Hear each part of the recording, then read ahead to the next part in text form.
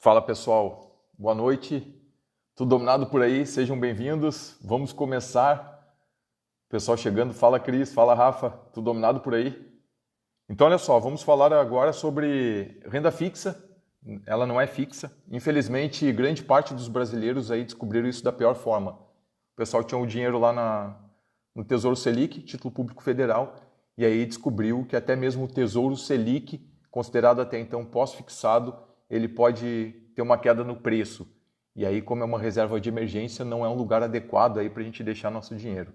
Então a gente vai falar sobre isso, sobre essa questão aí da renda fixa, entender o porquê que a renda fixa não é fixa.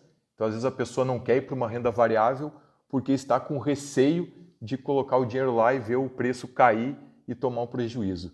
E aí agora na renda fixa a pessoa descobre que isso também acontece e aí a pessoa fica perdida, não sabe para onde correr, e por isso que eu coloquei aqui para vocês essa live hoje.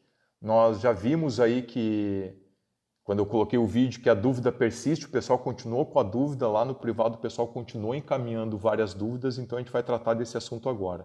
E pessoal, quando a gente está começando a investir, a primeira coisa que a gente tem que entender, eu demorei para entender isso, depois quando eu entendi, realmente abriu aí minha cabeça e facilitou bastante minha tomada de decisão nos investimentos.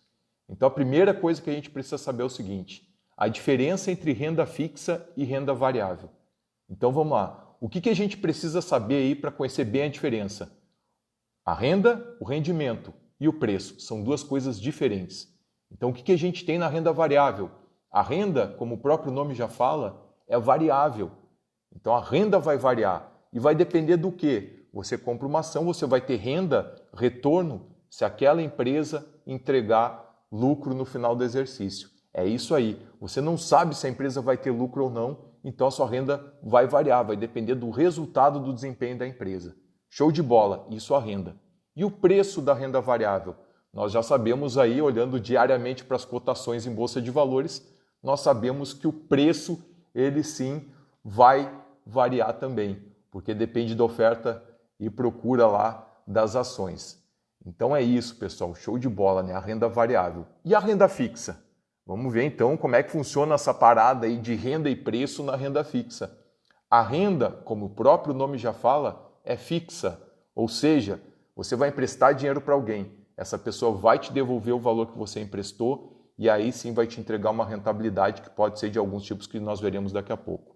Show de bola! Renda variável, renda fixa. O preço varia na renda variável e o preço na renda fixa. Aí é a grande surpresa. O preço na renda fixa varia. E a gente precisa entender isso para tomar a nossa decisão de investimento da melhor forma possível. Então, pessoal, é isso. A renda fixa, eu coloquei aqui um roteiro para a gente seguir. Consegui aí manter 30 minutos. A ideia é fazer bem um bate-bola rápido para explicar isso para vocês. 9 horas da noite, o nosso tempo é valioso de vocês também. Então vamos lá. Base dos investimentos é essa. Para você ter a base do investimento boa, uma tomada de decisão boa, você precisa entender essa diferença. E aí, pessoal, existem 3 tipos de investimentos, eu sempre coloco aqui. Quais são as opções que nós temos a abrir uma conta numa corretora ou lá na plataforma do nosso banco? Tudo se resume a 3 tipos de investimentos. Ou nós emprestamos dinheiro para alguém, e aí quando nós emprestamos dinheiro para alguém, estamos falando da renda fixa. Então toda aquela sopa de letrinha que tem lá, CDB, LCI, LCA, tudo isso aí você está emprestando dinheiro para alguém. Isso é renda fixa. Você empresta o dinheiro para aquela pessoa, ela vai te devolver. E aí, por que essa renda é fixa? Porque aquela rentabilidade prometida, quando você empresta o dinheiro para essa pessoa, ela vai te entregar. Independe do lucro dela ou não, como lá na renda variável. Então a renda é fixa, show de bola.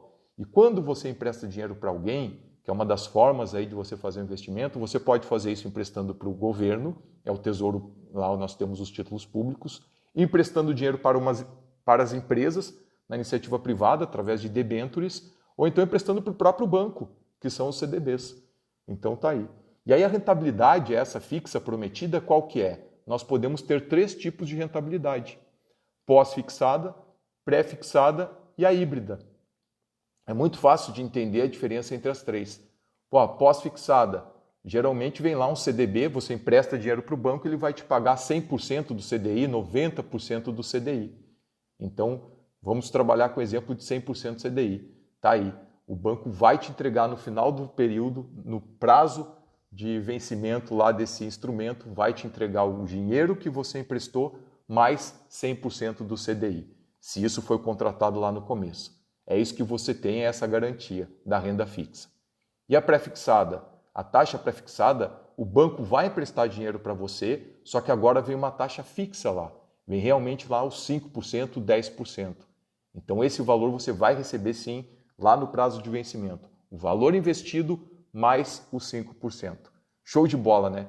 E nós temos ainda os híbridos, que é o IPCA+, o mais conhecido. O que isso quer dizer? Que quando você empresta o dinheiro para alguém e alguém te promete essa rentabilidade, lá no vencimento você vai receber a variação do IPCA no período mais essa taxa pré-determinada, que pode ser 3, 4, 5%. Vai depender da conjuntura ali no momento e aí o banco vai fechar esse contrato com você. Então tá aí, pessoal, são esses 3 tipos. E o que vocês precisam saber? A rentabilidade essa vai ser entregue sim lá no vencimento. Show de bola. Mas se acontecer de você emprestar o dinheiro para o banco com esse prazo de vencimento lá na frente e você precisar do dinheiro e resolver resgatar o dinheiro antes, o que acontece? E aí você precisa entender a lógica da coisa. Você, quando empresta o dinheiro para o banco, vamos trabalhar aqui com o banco, por exemplo, ele vai entregar um título para você, um título de renda fixa. Esse título antigamente era um pedaço de papel. Hoje não, hoje fica lá registrado de forma eletrônica. E o que quer dizer esse título? Quer dizer que aquele título ali te garante que o banco vai te pagar aquele valor que você emprestou e mais a rentabilidade que está ali registrada nesse título. Então o que você tem depois que você empresta o dinheiro para o banco? Você tem esse título com você. Show de bola, né? Segurou até o vencimento, tranquilo, recebe a rentabilidade prometida e mais o valor que você investiu. Não tem mistério. O que acontece agora se você quiser o seu dinheiro de volta? Antes do vencimento, você vai ter que entregar esse título para alguém. E aí, no meio do caminho, esse seu título, você tem um preço. Ele não vale, às vezes, o mesmo preço que você tinha lá quando você emprestou o dinheiro para o banco. É simples assim. O que é esse título? É o valor emprestado mais a rentabilidade. Vamos trabalhar com pré-fixado, 5%. Show de bola, né? Isso foi o contrato naquele dia que você emprestou o dinheiro para o banco. Então, nesse dia, o banco olhou a situação lá econômica, a taxa que estava sendo praticada na economia do país naquele dia e resolveu pegar o seu dinheiro prometendo pagar 5%. Beleza, esse é o seu contrato. No dia seguinte, digamos que o banco precise de mais dinheiro e ele vai tentar pegar dinheiro emprestado de outro investidor. Só que agora, de um dia para o outro, a situação econômica do país aí virou uma tragédia. E aí vamos pegar um exemplo, Paulo Guedes. Saiu do governo, chutou o pau da barraca, foi morar na Europa, não quer mais saber de Brasil. A reforma administrativa não vai sair. E aí eu pergunto para vocês, qual é a confiança agora que você tem de emprestar dinheiro para um banco, para o país, numa condição dessa? Piora. As incertezas aumentam e a chance de calote aí do governo que você emprestou dinheiro para ele, de um banco que você foi lá e emprestou dinheiro para ele, já fica mais complicado. Então você tem esse risco adicional. Então os investidores não vão mais aceitar aquela sua taxa de 5%. Agora, para emprestar dinheiro para o banco, ele vai exigir uma taxa maior.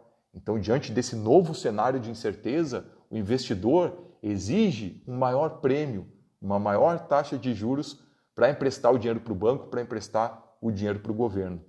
E aí o governo ou o banco vai fechar um novo acordo com esse novo investidor, prometendo entregar até o vencimento o valor investido mais 10%. Você, que uma semana antes emprestou com uma rentabilidade de 5%, agora o banco está oferecendo rentabilidade de 10%, no mesmo título pré-fixado com o mesmo vencimento. O seu título vale menos ou mais? Então perceba, agora o seu título vale menos, pessoal. Exatamente. Porque se você quiser vender esse título antes do vencimento, você vai procurar um outro investidor para passar adiante esse seu título e ele vai falar, pô, meu amigo, o seu título é pré-fixado mais 5%, mas agora o banco, o governo, ele está pagando lá 10%. Então, peraí, por que eu vou pegar o seu título? Então, o seu título você vai conseguir vender se for um preço mais baixo. É isso aí, pessoal. Essa marcação a mercado vai acontecendo. Por quê? Exatamente porque no dia que você assinou esse contrato, a taxa na economia era uma. Até o vencimento, essa taxa pode subir, pode cair. E aí o contrário é a mesma coisa. Digamos que você emprestou dinheiro para o banco, emprestou dinheiro para o governo. E agora? Agora você tem lá o seu título, uma promessa de que você vai receber lá no vencimento o valor investido mais 5%. Show de bola. A situação do país de um dia para o outro, na semana seguinte, melhorou. Todas as reformas foram aprovadas, o governo conseguiu equilibrar as contas, passou de uma situação deficitária para uma situação superavitária, está conseguindo pagar a dívida. Então a confiança naquele país aumenta, o risco de calote, a chance do banco ou daquele país, do governo, te dar um calote diminui. Então agora os investidores aceitam emprestar o dinheiro para o banco, para o governo, recebendo uma taxa de juros menor. Então é isso aí, pessoal. Aí agora o banco consegue dinheiro emprestado pagando 2%, 3%. Só que isso aí é para o novo investidor. Você já tem lá agora o seu título com você, que você vai segurar até o vencimento, pagando 5%. E aí eu pergunto, esse seu título de 5% vale mais do que aqueles novos títulos que agora o governo ou o banco estão emprestando a 2%, 3%? Vale mais. Então o seu título agora tem mais valor. Então o preço ele sobe.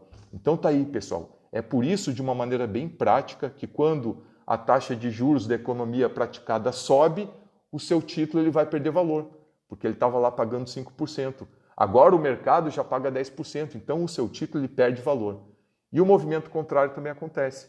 Você tem um título aí de 5%, melhorou a situação econômica, a taxa de juros praticada agora 2%. O seu título agora tem mais valor. Então, se você quiser passar adiante, você consegue um preço melhor nele. Olha só que interessante. Então é isso, pessoal. O nome disso é marcação a mercado. Do dia que você comprou o seu título até o vencimento, ele vai sendo marcado diariamente a mercado. Quanto ele vale? É isso. Hoje, a taxa é 5%. Amanhã, está 3%. Quanto que vale seu título agora se você quiser vender antecipadamente? Então, ele vai sofrendo essa marcação de preço dia a dia, de acordo com a movimentação das taxas. Beleza, pessoal? Então, é isso. Por isso que a renda fixa, a renda sim, ela é fixa se você segurar até o vencimento. Você recebe o valor investido mais a rentabilidade contratada. No meio do caminho, de acordo com a variação da taxa de juros, o preço do seu título, se você tentar vender para outro investidor, vai sofrer variação. Exatamente por isso, porque ele pode ter maior valor, se ele tiver uma taxa boa e a taxa caiu, na economia como um todo, ou ele pode ter menos valor, se a taxa na economia agora subiu e você tem uma taxa lá inferior. Basicamente é isso de maneira bem prática aí para vocês entenderem. Beleza, pessoal? Então é isso. Seguindo o nosso roteiro aqui, alguma dúvida até agora? Podemos prosseguir? Show de bola.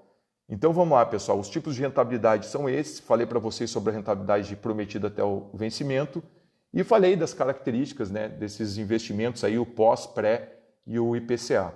Agora a gente tem que entender que essa marcação a mercado, se você quiser vender o título antes do vencimento, ele vai trabalhar de uma maneira diferente de acordo com aquela rentabilidade. O pós-fixado vai trabalhar de uma forma, o pré-fixado tem essa característica que eu acabei de falar para vocês, e o IPCA+, como ele tem aquela taxa pré-fixada ali, IPCA mais 3, ou então quando você foi contratar lá estava IPCA mais 4. Essa taxa pré-fixada faz com que o título privado de renda fixa ou público de renda fixa, ele tenha o mesmo comportamento do que o pré-fixado. Ele tem essa marcação diária que ele vai marcando aí de acordo com o valor do título até o vencimento. E o pós-fixado? Pós-fixado não. O pós-fixado ele não sofre essa marcação a mercado, porque o pós-fixado ele vai te pagar o quê? O CDI, 100% do CDI. Digamos que a Selic, o CDI, eles andam juntos aí, a Selic subiu. O que acontece com o seu título? Você empresta hoje R$1.000, a partir do primeiro dia ele vai sendo corrigido o valor de acordo com o CDI. Se você tem um CDI de 2% ao ano, diariamente ele vai sendo corrigido de forma equivalente, logicamente, para um dia, considerando essa taxa de 2% ao ano. E assim, dia a dia, o seu título pós-fixado ele vai subindo. Ele vai aumentando ao pouquinho, pouquinho, pouquinho. Então, se você quiser se desfazer do seu título pós-fixado antes do vencimento, ele vai ter um ganho, porque ele diariamente é corrigido pelo CDI. E aí o que acontece se o CDI estava 2% e agora o CDI cai para 1%? ele vai continuar sendo corrigido dia a dia. Só que agora, no dia seguinte, depois da queda do CDI, ele vai ser corrigido, logicamente, um dia equivalente a 1% ao ano. Então, lógico que a correção vai ser um pouquinho menor, mas ela vai continuar acontecendo. E aí, digamos que a Selic vá para 3%, levando o CDI para 3%, só para a gente entender de forma didática como se os dois tivessem o mesmo valor. Eles sempre estão próximos, ali tem um pequeno descasamento. Aumentou para 3%. Beleza, o seu título diariamente vai ser marcado agora, a partir daquele dia, a 3% ao ano, no valor equivalente, lógico, a um dia. Então ele vai continuar sempre subindo. Se é 3%, 4%, 5% CDI agora, o Selic, beleza, vai corrigir um pouquinho mais rápido, vai subir um pouquinho mais cada dia. Agora, se o CDI, se a Selic cai para 1%, ele começa a corrigir aí um pouco mais devagar, mas ele sim vai todo dia sendo corrigido. Show de bola, né? Então, se você se livrar do seu título de renda fixa pós-fixado antes do vencimento, você vai receber o valor investido, vai receber a rentabilidade do CDI naquele período. Diferente do que acontece, como eu expliquei para vocês no pré-fixado. E onde é que está o problema? O problema do Tesouro Selic aí, que ganhou notícia aí, ganhou espaço no noticiário sobre investimentos e bolsa de valores. O Tesouro Selic, até então, era divulgado como sendo um título pós-fixado. Então, se ele é pós-fixado, o que tem que acontecer no momento que você coloca o dinheiro lá no Tesouro Direto Selic, que é atrelado ao rendimento à Selic, ele tem que diariamente ir subindo. E exatamente era a informação que tinha lá na própria página do Tesouro Nacional. Olha só o que ele falava. Esse investimento, Tesouro Selic, garante que mesmo em caso de resgate antecipado, o montante do dinheiro resgatado será superior ao inicialmente investido, porque ele é pós-fixado. A marcação a mercado dele vai sempre corrigir pelo CDI, sempre vai corrigir, nesse caso, pela Selic. Show de bola! Só que o que aconteceu agora, do dia 10 de setembro até o dia 8 de outubro? O preço, no dia 10 de setembro, desse título, do título público federal Selic, Tesouro Direto Selic, com vencimento em 2025, estava lá, 10.682. E aí, abrindo hoje, se você olhar lá na página do Tesouro, está lá, dia 8 de outubro, 10.541. Uma redução aí de R$ 140. Pô, então caiu, mas como? Se o título pós-fixado ele vai sempre corrigindo pouco a pouco e vai sempre aumentando de valor. Como é que caiu? Aí que está. O próprio Tesouro trazer uma informação incorreta aqui. Porque essa regra aqui é para o título pós-fixado. E, na verdade, se vocês olharem lá na página do Tesouro, façam aí esse exercício depois da live, está lá, Tesouro Selic, está lá, rendimento Selic mais 0, alguma coisa. Então, na verdade, o Tesouro Selic, ele não é pós-fixado. O Tesouro Selic ele é híbrido, igual o IPCA. Ele tem uma parcela, assim, que vai depender do andamento de algum índice de referência, no caso o Selic, assim como o IPCA tem lá o IPCA. De acordo com o aumento do IPCA, o título lá do IPCA vai sendo corrigido pelo IPCA até o vencimento, e aí tem aquela parte lá pré-fixada, 3% a mais, 4%, que funciona igual ao pré-fixado. E aí o pessoal descobriu agora que o Tesouro Selic ele também tem essa pequena parte pré-fixada. Mas por que isso aí só ganhou destaque agora, se ela sempre existiu? Que desde 2002, olha só, essa pequena parte aí, esse mais do Tesouro Selic, era 0,01, às vezes chegava a 0,03, 0,04. Pô, percebam, 0,04. Aí caía para 0,03. Então a variação da taxa, essa taxa pré-fixada que tinha ali, era muito pequena. Então o preço variava muito pouco. Só que agora, no meio da crise, na pandemia, com a Selic a 2%, essa taxa ela disparou. Ela saiu desse 0,01, 0,02 e foi para 0,37. Olha só o aumento. E aí esse aumento de taxa acontece o quê quando você tem uma taxa pré-fixada? Que a taxa aumenta. O que acontece com o valor do seu título se você comprou quando estava lá? Selic mais 0,01. E agora a taxa está lá, Selic mais 0,37. A taxa sobe, o preço cai. A lógica do pré-fixado que eu expliquei para vocês. Então percebam, olha só que pegadinha.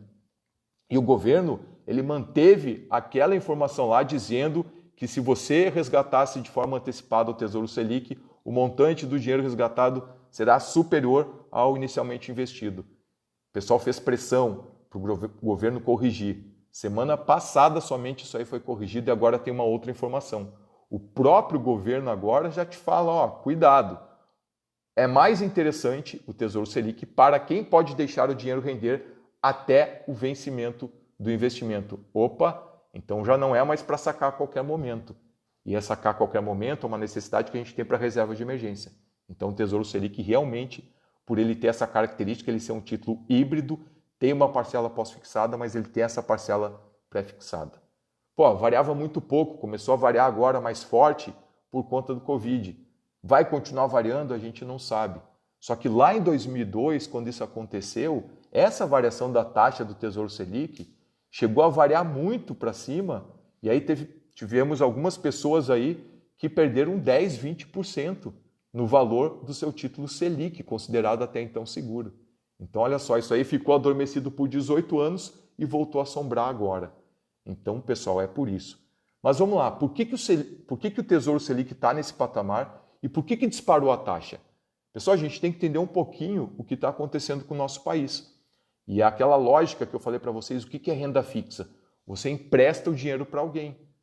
E aí você vai exigir, por estar abrindo mão do seu dinheiro agora, para receber lá na frente, para emprestar esse dinheiro para alguém, você não poder utilizar o dinheiro agora, o que você vai fazer? Esse dinheiro ele tem valor no tempo. Você, para abrir mão e emprestar para alguém, você vai exigir uma taxa. E essa taxa vai seguir o quê? As leis do mercado, oferta e demanda. E também o quê? A credibilidade de quem você está emprestando. Se para quem você está emprestando é um bom pagador, o que acontece? Ele consegue emprestar para diversas pessoas e aí tem muitas pessoas querendo emprestar para esse bom pagador e aí acontece que tem muita procura de pessoas querendo emprestar dinheiro para esse bom pagador. Então ele consegue taxas baixas, as taxas ficam bem baixas. Agora, se é um mau pagador, o que acontece? Poucas pessoas querem emprestar, então esse mau pagador ele vai precisar o quê? Ele vai precisar aumentar um pouquinho os juros, oferecer um prêmio maior para quem está emprestando dinheiro para ele. É o tal do prêmio que a gente fala aí quando a gente está emprestando dinheiro para alguém. A gente espera um prêmio maior, às vezes, quando a pessoa ali não tem tanta credibilidade. O governo, ele nunca deu calote, o nosso governo. Então, ele sempre foi considerado um bom pagador. É por isso que os títulos, inclusive, do Tesouro, você pega o pré-fixado, o IPCA+, ele entrega rentabilidade menor do que um banco, porque o governo ele tem menor chance aí de quebrar. Então, ele é considerado, sim, um bom pagador. Então, por isso, ele consegue taxas mais baixas para pegar dinheiro emprestado. Já um banco grande, ele também consegue pegar dinheiro emprestado com taxas mais baixas, porque é uma instituição sólida. A gente sabe que a chance daquele grande banco quebrar é difícil de acontecer, um Itaú da vida, um Bradesco e por aí vai. E o banco pequeno? Qual é a credibilidade que ele tem? É menor. A chance de um banco pequeno quebrar é maior. Então, as pessoas não querem emprestar o dinheiro para esse pequeno banco.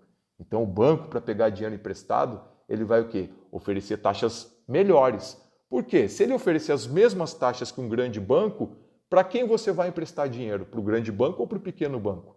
Então, o pequeno banco, ele sabe disso, ele vai oferecer uma taxa um pouquinho mais elevada. Então, é isso, pessoal. E no Brasil, historicamente, nós sempre tivemos o quê? Taxas muito altas, elevadas. A taxa de juros aqui no país era muito alta. No último pico aí chegou a 14% a Selic.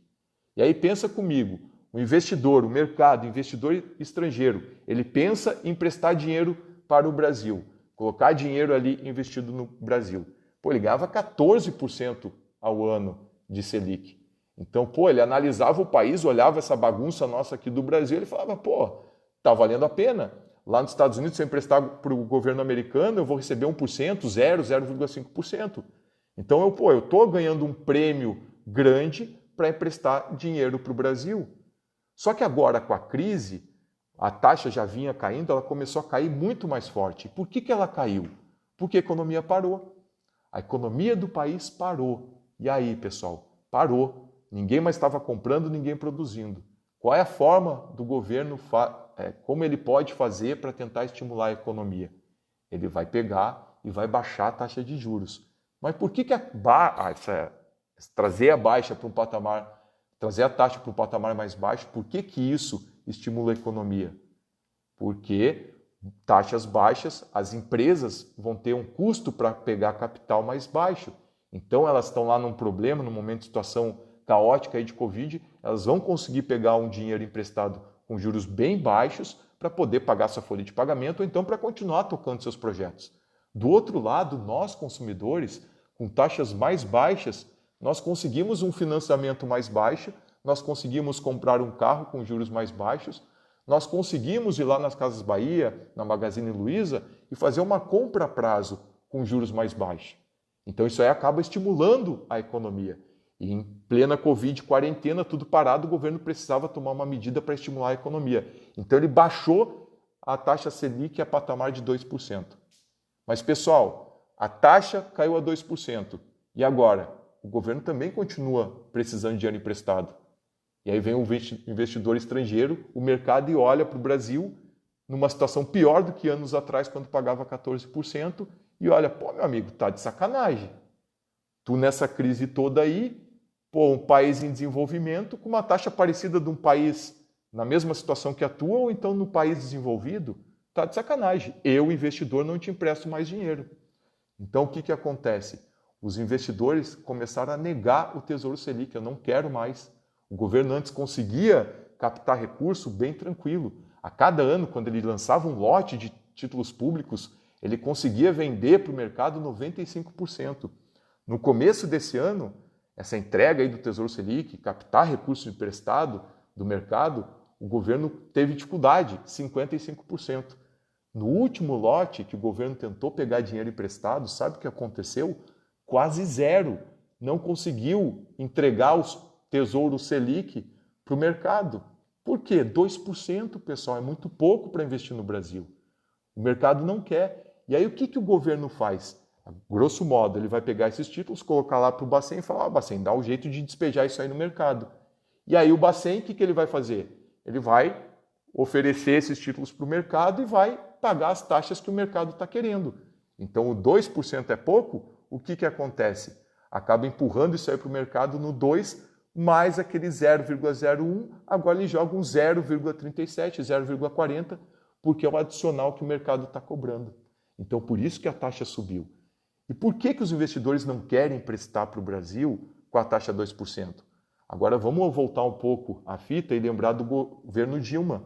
Nós tivemos aquela eleição em 2014 extremamente polêmica. Não quero entrar em questões políticas aqui, vamos analisar só a questão da saúde financeira do Estado. Nós tivemos uma eleição onde os números todos eram maravilhosos. Nós vínhamos tendo superávites primário. O que é o superávit primário? O orçamento do governo funciona igual ao seu orçamento. De um lado ele tem as receitas, do outro as despesas. Então o governo arrecada lá o tributo para pagar suas contas. E aí o que vem acontecendo ano a ano? O governo conseguia arrecadar um pouquinho mais do que ele gastava. Era o tal do superávit. Acabou as eleições. Em novembro de 2014, desde 98, foi o primeiro mês em que as contas públicas apareceram aí um déficit. Apareceu um déficit primário, que é exatamente nessas receitas dos tributos, grosso modo, com as despesas que ele tem que pagar de pessoal para fazer a manutenção das instalações, comprar material de consumo e por aí vai. Olha só, um mês depois da eleição apareceu o primeiro déficit. E desde lá, pessoal, o orçamento público ele vem apresentando déficit. E aí olha só que interessante. O que esse resultado primário que nós tínhamos positivo? É exatamente uma sobra que o governo utilizava para pagar a dívida. Então tem receita, tem despesa. O governo pega essa sobra que ele tem da receita em relação à despesa e vai pagar a dívida. Então ele vinha conseguindo pelo menos pagar os juros da dívida. Então ele conseguia manter ali o seu endividamento sob controle. Mas de novembro de 2014 até agora, só déficit. Então ele não está nem conseguindo pagar os juros da dívida que ele já tem. E aí é só você lembrar o que acontece no seu cartão de crédito. Você tem uma dívida de R$1.000 no cartão de crédito. Beleza, 10% ao mês de juros. Se você pagar só os juros, esses 10%, esses R$100, sua dívida fica em 100. Passou o mês seguinte, você paga os juros. A sua dívida vai ficando em 100. Beleza. O que acontece se você não pagar os juros? No mês seguinte você tem 1.000 mais 100, você tem 1.100. E aí, no mês seguinte, você vai pagar 10% de juros sobre esse valor aqui. Então agora já não é mais 100, agora você já tem 110 de juros. E aí a dívida começa a subir. Então lá em 2014, se você olhar aí no Tesouro Transparente, você consegue ver o gráfico, é show de bola de ver. Joga no Google. Tem as informações lá, tem um gráfico bem bonito mostrando quando começa esse déficit. Então quando começou o déficit, o governo não conseguiu mais pagar nenhum juros. Então a bola de neve aconteceu igual o cartão de crédito quando você não paga. A dívida no país começou a aumentar, disparou. E isso já veio acontecendo desde 2014. Ali em 2018 começou a ter uma melhora, o déficit começou a diminuir. Então já mostrava aí um sinal de recuperação. Só que aí veio o Covid, pum, derrubou de novo o déficit lá para baixo, precisou tirar dinheiro de onde não tinha, pegar emprestado aí para jogar dinheiro na economia. Então o endividamento aumentou, está extremamente elevado. Por outro lado, o PIB, que é a nossa capacidade de produzir bens e serviços finais aí, está diminuindo. Então, pessoal, dívida crescendo, PIB caindo, o que acontece? Pô, vamos olhar para o orçamento, para ver se tem uma luz ali no fim do túnel. Você olha desde 2014, o orçamento deficitário, você não consegue pagar juros. E como ele está deficitário, você precisa de mais dinheiro ainda para poder pagar suas despesas básicas, suas despesas primárias. Então, essa situação fiscal. É isso aí, pessoal, desenhando para vocês aqui a situação fiscal do país. Quando você lê lá no noticiário e você olhar risco fiscal, é exatamente isso. Esses detalhes aqui eu passei para vocês de forma bem didática e geral, só para vocês entenderem como funciona. E aí vamos fazer um link de novo, lá no Renda Fixa não é Renda Fixa, toda essa situação fiscal. Precisou baixar a taxa de juros para 2% para tentar estimular a economia. O investidor estrangeiro, ele olha e fala, porra, tá de sacanagem. Pô, Brasil, 2%, o México é 4%, eu vou lá para a Índia, é 3,5%, 4%, por que eu vou vir aqui emprestar dinheiro para você se outros países em desenvolvimento estão com o dobro, pagando o dobro aí de rentabilidade? Não quero. Então, pessoal, começou a faltar liquidez. As pessoas começaram a não querer mais o título público federal. E aí, o que acontece? Para tentar empurrar, levar adiante esse título, as taxas dele começaram a subir. E se a taxa subiu, o preço cai. É isso, pessoal. Essa é a marcação a mercado. Beleza? Entenderam? Se vocês não entenderam, pessoal, ficaram aí com alguma dúvida, esse vídeo depois vai lá para o GTV, do nosso canal do Instagram, e aí lá nos comentários você pode levar esse assunto adiante para a gente discutir. Beleza? Então vamos lá, passando a régua aí, o pessoal que chegou depois para entender. Renda fixa. A renda é fixa. Você vai receber sim o seu dinheiro investido, mais aquela rentabilidade prometida lá no vencimento. Show de bola. Você recebe um título, ele fica lá com você. O que diz nesse título? Você vai receber o dinheiro investido mais a rentabilidade prometida. Show de bola. Segurou até o vencimento, tudo dominado. Se você quiser vender antes, tem que ver como é que está se movimentando a taxa do mercado, as novas taxas do mercado, para ver quanto vale esse título. Se a taxa subir, o seu título, que tem uma taxa menor, cai. Se a taxa cair, a taxa de juros praticada agora na economia cair, o seu título, que tem uma taxa maior, vai subir. Então, quando você vender antecipadamente, você tem que olhar qual é o preço daquele dia em virtude dessa taxa, dessa nova taxa que está sendo praticada naquela data. É isso. No pós-fixado puro, pós-fixado, você não tem essa preocupação. Ele diariamente vai rendendo o 100% CDI, lógico, 100% CDI, ao dia. E aí, no pré-fixado, você tem esse problema aí. Então, trazendo para a prática agora. Onde investir? Como investir na renda fixa? Qual é a base, pessoal? Planejamento financeiro. Você tem que investir de acordo com os objetivos. Qual é a solução para a sua reserva de emergência? Tesouro Selic é uma opção, mas você tem que saber que agora, você já sabe, tem essa pequena variação aí pré-fixada, essa taxa, que dependendo da taxa praticada, ela pode subir ou pode diminuir. E isso vai fazer o preço do seu título subir ou cair. Beleza? Show de bola. Ok, essa é uma opção? O que eu acho que vai acontecer com a taxa aí desse título público federal Selic? Não sei, pessoal. O que eu sei é que em 2002, quando isso aconteceu, o mercado exigiu tanto mais do que o governo estava querendo oferecer de juros, que essa taxa pré-fixada ela disparou. Então, quando ela disparou, os títulos caíram 10%, 20%.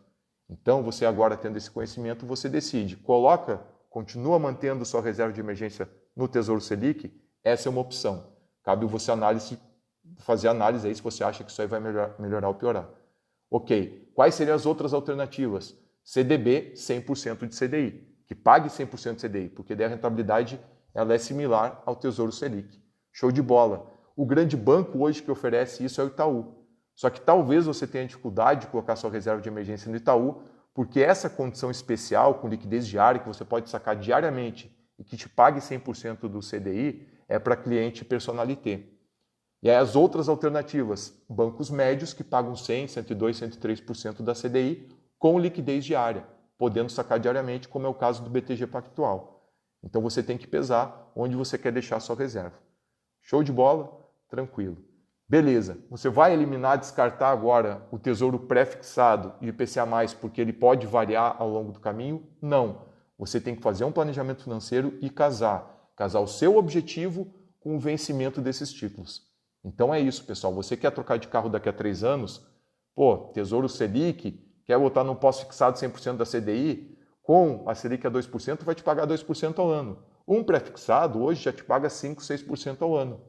Então é a garantia de que você vai receber o seu dinheiro investido até o vencimento 6%, 5% ao ano, de acordo com a taxa praticada hoje, quando você vai lá e empresta o dinheiro para o banco ou para o governo.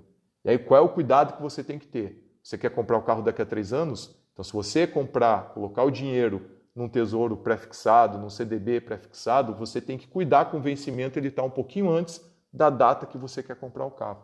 Simples assim. Porque daí pode acontecer essa variação toda e você não vai precisar vender de forma antecipada. E aí entra a necessidade de planejamento financeiro. Você constituir primeiro a reserva de emergência, porque depois que você colocou no pré-fixado para comprar o carro, se surgir uma necessidade e você não tem a reserva de emergência, você pode ter que sacar esse dinheiro antes do tempo e aí você sabe que por uma marcação a mercado você pode tirar menos dinheiro do que você colocou. Então é isso, pessoal. Casar objetivo com o prazo de vencimento do pré-fixado do IPCA+. Não tem mistério, é bem simples. Então a base acaba se resumindo a isso. Então dessa forma, agora sem sustos, vocês vão conseguir constituir a reserva de emergência e vão conseguir sim utilizar a renda fixa para alocar o dinheiro destinado aí a outros objetivos de médio prazo para daqui a 1 ano e meio, 2, 3 anos. Show de bola, pessoal! CDB, já tem uma dúvida aqui, olha só. Eu acabei que eu tinha para expor para vocês. Coloquem as dúvidas. Adri, CDB de liquidez diária de um banco grande, Itaú. O Itaú hoje para cliente personalité, ele tem lá o CDB rendendo 100% do CDI, com liquidez diária. Agora, se você entrar em negociação lá com o banco, abrir uma conta, de repente, mesmo não sendo personalité, você tem que conversar lá com o gerente para ver se ele consegue entregar para você também essa rentabilidade. Às vezes você chega lá, apresenta uma proposta, leva o seu salário lá para o Banco Itaú, já negocia para não pagar uma taxa no primeiro ano e vê se ele consegue essa flexibilidade. Às vezes o banco, querendo pegar você como cliente, ele pode te oferecer esse desconto aí de taxa por 1 ano e aí pode sim também flexibilizar e te entregar essa alternativa do CDB com 100% da CDI. Nos outros bancos, pessoal, aí é 80%, 85%, 90%. Hoje os grandes bancos já estão melhorando um pouco, mas aí você acaba perdendo um pouco aí de rentabilidade. Beleza? Médios bancos. Muitos médios bancos aí com o CDI, entregando CDI 100%, 101, 102, 103, 104 com liquidez diária.